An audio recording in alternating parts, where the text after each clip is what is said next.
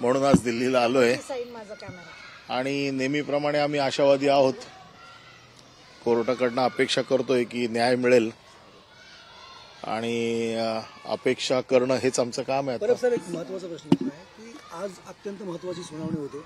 जवळपास तुम्ही अपेक्षित आहात का निकाल लागू शकतो किंवा काय? तर कालच्या संदर्भामध्ये बघितलं गेलं तर आज सुनावणी आणि त्याच्यानंतर काल एकनाथ शिंदेंचा राऊतांना फोन, हे संदर्भ काय? नाही बघा, ही महाराष्ट्राची संस्कृती एकमेकांच्या तब्येतीची चौकशी करणं, याचा काय राजकारणाशी कुठे संबंध आहे असं मी तरी मानत नाही.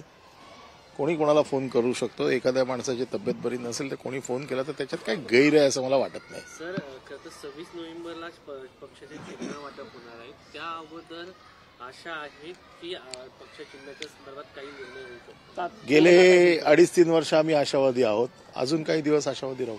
सर, तुमचं केस अपात्रताला तुम्ही स्वतःने फाईल केलंय पक्षाच्या वतीने. नेमकं त्यात तुम्ही काय एक्सपेक्ट करतायत? कारण की लास्ट टाइम एनसीपीने केलेलं तेव्हा इलेक्शन्सच्या पहिले त्यांना एक रिमार्क लिहायला सांगितलेलं की हे शरद पवारांना बिलॉंग करतं. आता तुम्ही असं काय एक्सपेक्ट करताय? आम्ही असं काही नाही. आमचं म्हणणं अतिशय स्पष्ट आहे पिटिशनमध्ये की हा पक्ष आणि चिन्ह दिलेलं आहे ते चुकीचं आहे. मूळ पक्ष आमचा आहे आणि मूळ पक्ष आणि चिन्हावरती आमचा अधिकार आहे. हे आमचं पिटिशन आहे.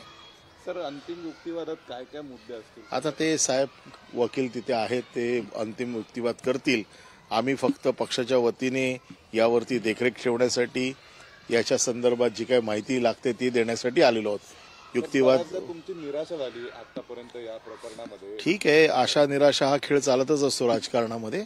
आम्ही आशावादी आहोत. एक वेगळा प्रश्न विचारतो. बाबा सिद्दीकी हत्या प्रकरणामध्ये त्यांच्या पत्नीने कोर्टामध्ये ऍफिडेव्हिट दिलेला आहे. त्यात असं म्हटलेलं की मोहित कंपोज यांच्यासह काही बिल्डरवरती आम्हाला संशय आहे असं त्यांनी हायकोर्टात म्हटलं. ठीक आहे ना, त्यांची चौकशी झालेली आहे. पुन्हा काय वाटली तर चौकशी होईल त्याची. पोलीस त्याच्यात काय ते योग्य तो तपास करतील. धन्यवाद. विज्युअल्स हँडी कर दे ना.